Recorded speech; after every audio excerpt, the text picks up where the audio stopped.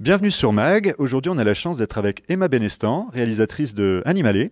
Animalé, on dit, hein, je crois. Animal. Animal, oui, bon, je fais un petit peu à l'espagnol, Ouais, mais c'est bien en espagnol aussi. c'est bien aussi.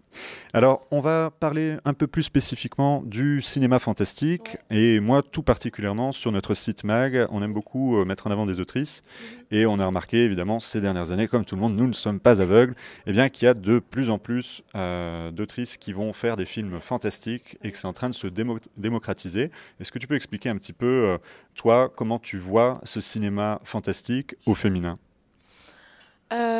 Déjà, c'est vrai que c'est quelque chose qu'on me dit beaucoup, mais et moi je m'en réjouis parce qu'en fait, je pense que malheureusement, en tout cas quand moi j'ai fait mes études de cinéma, il n'y avait pas tant d'autrices réalisatrices qui faisaient du genre, et c'est assez super que les femmes s'emparent du genre et des personnages féminins en fait liés au genre surtout, je pense.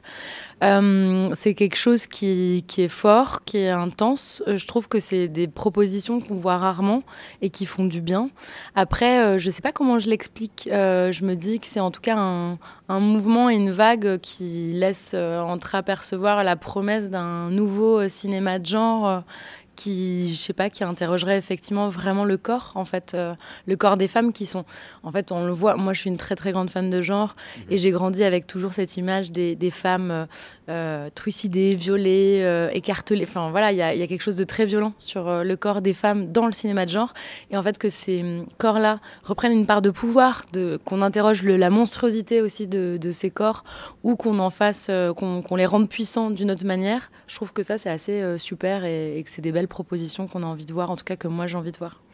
C'est aussi ce qu'on avait remarqué sur un article qu'on avait d'ailleurs écrit sur le site. Le cinéma des années 80 et même après, hein, d'ailleurs, on a énormément de femmes qui vont se faire violer, qui vont être toutes nues, qui vont courir toutes nues, Ouais. qui vont être dans cette situation-là. Après, moi, je pense à Coralie Farjac qui a retourné ça avec Ouais, Revenge, notamment dans l'autre sens, tout à fait. avec un homme. Le corps supplicié, c'est la thématique du cinéma aussi au féminin, hein, c'est-à-dire on le voit avec The Substance, évidemment, mais il y a aussi des propositions moi, que j'ai beaucoup aimées ces dernières années. Alors il y a ton film dont on va parler juste ensuite, mais il y a également un autre que j'avais trouvé excellent, que tu avais peut-être vu à Neuchâtel, je crois que tu étais peut-être au festival, qui était celui de Camilla Beltran, Mi Je l'ai pas Bestia, vu, malheureusement. tragédie, qui retravaille un petit peu aussi cette question-là Mhm. via le corps d'une jeune fille qui se Mhm. découvre et filmée d'une manière assez expérimentale, Ouais. puisqu'il y a moins d'images par seconde qui sont affichées. Alors peut-être je voulais revenir sur ton film Animal, du coup, on va pas faire Ouais. les choses à l'envers. Comment tu en étais arrivé à réaliser ce projet? Bah, en fait, c'est une assez longue histoire parce que moi, à la base, j'ai grandi pas loin de là où j'ai filmé, à 40 minutes des décors camarguais. J'avais fait 2 documentaires en Camargue, donc je connaissais quand même bien la région. J'ai toujours été fascinée par les taureaux. Et je pense que, étant très très fan du genre, et notamment du genre dans ce qu'il a de... Moi, je suis très fan des films de vampires, donc ce qu'il y a de la Mhm. contamination, de l'horreur, de la transformation, en fait. Et c'est vrai que ça par exemple, la figure du vampire, la figure du loup-garou, elle est majoritairement masculine Mhm. dans le cinéma de genre, même s'il y a vraiment quelques contre-exemples comme Ginger Snap, qui pour moi est Mhm. une vraie pépite là-dessus, le loup-garou au féminin.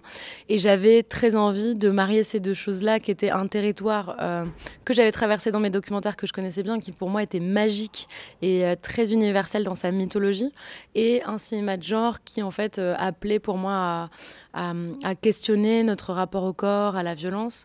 Et j'aimais bien aussi lier mon personnage d'héroïne avec un animal qu'on voit peu, enfin qu'on Mhm. voit pas en tout cas dans le genre, qu'est le taureau, et qui pourtant peut faire référence au Minotaure, à quelque chose de mythologique. Donc c'est né de ces deux envies-là, de conjuguer, je pense, un amour du territoire et un amour du genre pour raconter quelque chose dont j'avais besoin de parler, et que j'avais aussi envie de voir au cinéma, quoi, des personnages féminins autrement racontés dans des territoires plutôt difficiles. Et puis par ailleurs, dans ton film, il y a aussi, du coup, respecter le corps féminin évidemment, mais on est aussi dans quelque chose qui est intéressant, puisqu'en fait, on n'est pas dans la corrida, on est dans quelque chose où on respecte quand même plus l'animal que dans Ouais. le cadre de la corrida. Donc il y a aussi des thématiques en parallèle que j'ai trouvé intéressantes.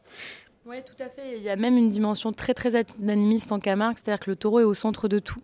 On lui donne des prénoms, il a une tombe, il y a vraiment cette scène aussi dans le film où il y a un cimetière de taureaux. Et ça, j'aimais bien ce rapport extrêmement animiste à l'animal et complètement, enfin c'est un personnage et c'est quelqu'un qui meurt, qui a une vie, qui devient sacré. En fait, il y a quelque chose de très fort là-dessus et c'est vrai que c'est différent de la corrida puisqu'il n'y a pas de mise à mort.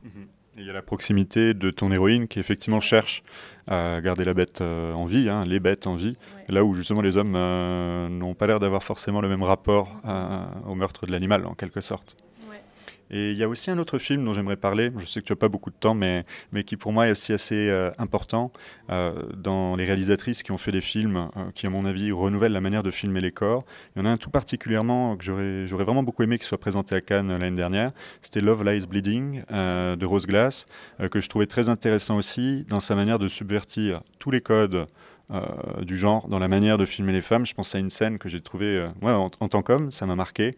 Je me suis dit, tiens, il y a des archétypes qu'on a vus 1000 fois. Par exemple, quand il y a un homme qui est en voiture et qui suit à petits pas une femme avec qui il s'est engueulé, cette espèce de pression constante, et où là, il y a une espèce de subversion, parce que on va avoir Cathy O'Brien qui prend des stéroïdes dans le film et qui est conduite vers la violence, qui va du coup, elle, être aussi dans des configurations qui, d'habitude, sont trustées par des hommes. Un peu comme ce que tu disais avec des monstres masculins. Ouais. En fait, je pense que c'est la force du cinéma, effectivement, de décaler, de nous surprendre. Et en fait, quand on parle du genre, on peut parler du genre dans les deux sens, en fait, du genre horrifique et du genre masculin-féminin. Moi, là-dessus, quand tu nous parles de ça, je pense tout de suite à Near Dark, qui a été une de mes grandes références pour Animal, qui est un western vampirique de Catherine Bigelow, où elle inverse totalement la figure. Normalement, c'est une jeune femme qui se fait mordre par un vampire et qui, du coup, devient vampire. Enfin, c'est le truc classique. Ou sinon, c'est deux hommes dans l'entretien avec un vampire, mais ça reste majoritairement le masculin. Et là, c'est une jeune femme qui est vampire, dont un jeune cow-boy tombe amoureux, qui lui essaie un peu d'être dans un rapport faussement stéréotypé masculin, mais en fait il se fait complètement dominer par elle puisqu'elle finit par le mordre et par le faire devenir vampire. Et là c'est une femme qui donne à l'homme l'apprentissage de la mort, qui lui dit va essayer de tuer pour t'en sortir. Et ce film est assez incroyable sur le décalage de ce que tu viens de dire, de ce que tu attends sur certains personnages. Et je pense que en fait, les questions d'hommes et de femmes, en fait, moi, je me dis toujours, oui, ça me détermine, mais ça me définit pas. C'est-à-dire, bien sûr que en tant que femme, je vis certaines réalités à des moments dans ma vie que des hommes peut-être ne vivent pas ou vivent différemment et inversement. Mais ça ne doit pas me définir dans le sens que, dans ce sens que je sais pas, moi, par exemple, quand on dit ce cinéma au féminin, de l'horreur, etc., on a aussi, nous, envie d'être des cinéastes, plus que d'être... oui, bien évidemment qu'on a des choses à dire différentes, peut-être, sur les personnages féminins, mais ça ne doit jamais nous définir et être que notre définition de « Ah, c'est cette femme qui fait des films sur des femmes ». Et d'ailleurs, moi, j'ai fait un premier film sur un homme qui est fragile, et je trouve ça super important, comme ce que tu viens de dire pour ce film, que les femmes s'emparent justement des figures masculines. C'est là où je vois que dans Titane, dans The Substance, très différemment, parce que The Substance c'est plus une caricature sur certains hommes, et ce qui est bien dans le film aussi. Mais par exemple dans Titane, il y a quand même certains personnages hommes qui sont pas exactement ceux qu'on attendrait qu'ils soient. Dans Grave aussi, enfin on peut avoir aussi quelque chose à dire sur les personnages masculins qui peut être tout aussi intéressant et qui doit l'être en fait. Très bien que tu arrives sur Titane, parce que c'était un autre gros coup de cœur ces dernières années. Donc, bien avant le sacre de Coralie Farja avec The Substance, qui est très important pour le cinéma de genre. Titane, moi, quand j'avais écrit dessus, il y a une scène qui pour moi fait tout le film, que je trouve magnifique. C'est quand le personnage principal, grimé du coup en femme, danse sur un camion devant les pompiers, alors symbole de la virilité.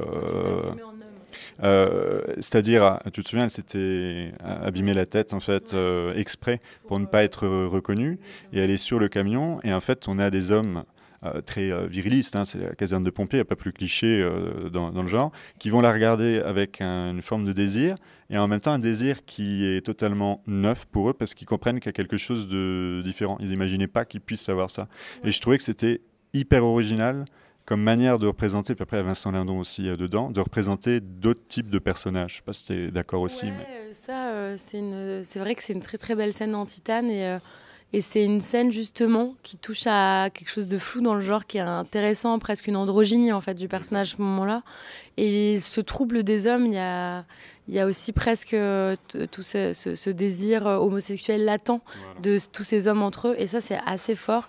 Je trouve que justement cette scène, c'est un bon exemple pour ce cinéma de genre qui interroge le genre, qui n'est pas que parce que qui n'est pas que autour de ces personnages féminins, c'est-à-dire en fait qui justement ces personnages féminins viennent créer un trouble autour d'autres personnages masculins comme peut-être on le voyait pas avant. Euh, et parce que moi mon film préféré d'horreur c'est bien évidemment Scream qui est vraiment c'est le climax de la final girl ce qu'on dit qui est la fille badass qui finit par s'en sortir et alors qu'il y a un massacre autour d'elle. Donc cette figure là elle est féministe, la final girl de Neve Campbell depuis très longtemps, mais il se trouve que en fait de l'intérieur j'ai l'impression que Coralie comme Julia, ou moi j'ai différemment essayé d'interroger le corps, essayer d'interroger le monstre, essayer de pas simplement faire, on n'est pas juste, enfin c'est pas juste des personnages de filles badass qui s'en sortent, c'est en fait des personnages qui vont créer un nouveau monde, créer une autre façon d'être soi ou interroger ce monde masculin autour d'elle. Et ça, je trouve que c'est important. J'ai aussi l'impression que ça commence à ricocher chez les cinéastes masculins. Je pense juste, en quelques années à peine, les scènes de violence qu'on avait dans... Bon, après Cannes, c'est un peu une spécialité d'être choqué par la violence, mais les scènes qu'il y avait dans Titane de violence, je me suis moi-même demandé d'ailleurs si le fait que ça ait choqué des personnes, alors que pour moi il y a aussi un côté ironique évident, bah, c'était pas aussi du fait que ce soit réalisé par des femmes. Parce que je me souviens à l'époque, le tollé que ça avait fait de voir une femme qui va piétiner des hommes à la chaîne. Je pense que ça aurait été dans l'autre sens, ça serait passé crème. Peut-être, ça on ne saura pas, mais c'est vrai que, en tout cas, c'est sûr que le cinéma de genre, même, et même dans des festivals, etc., je pense qu'il y a moi, il y a une parité que je souhaite, parce que je pense qu'elle est nécessaire aussi de ne pas toujours nous assigner par rapport à notre féminité à certains endroits ou à certains... on va pas pouvoir filmer une scène gore, on va avoir peur, parce que, alors que il y a plein de femmes comme d'hommes, enfin, en fait, plein d'êtres humains différents, aiment le genre et pour des raisons... Et c'est vrai que des fois, on peut être surpris... Enfin, des gens peuvent être surpris dans le mauvais sens quand on est une femme d'aller dans l'horreur ou d'aller dans quelque chose de noir. Et je trouve que ça, c'est important qu'on ait droit à ça aussi pour raconter d'autres... pour avoir une diversité, en fait, dans la prise de parole et dans la représentation. Eh ben, écoute, merci beaucoup pour le temps que tu m'as accordé. Je connais le rush festivalier. Et puis, en tout cas, merci beaucoup. Merci. Et puis, on ne manquera pas de suivre tes prochains films. Alors, je ne sais pas si tu as une piste pour nous, pour notre petit site d'artisans, si tu veux nous donner une piste sur ton prochain projet. Je ne sais pas. Juste que je travaille sur une série, un film d'époque. Voilà. D'accord. Eh ben, écoute, merci beaucoup. À bientôt sur Mag.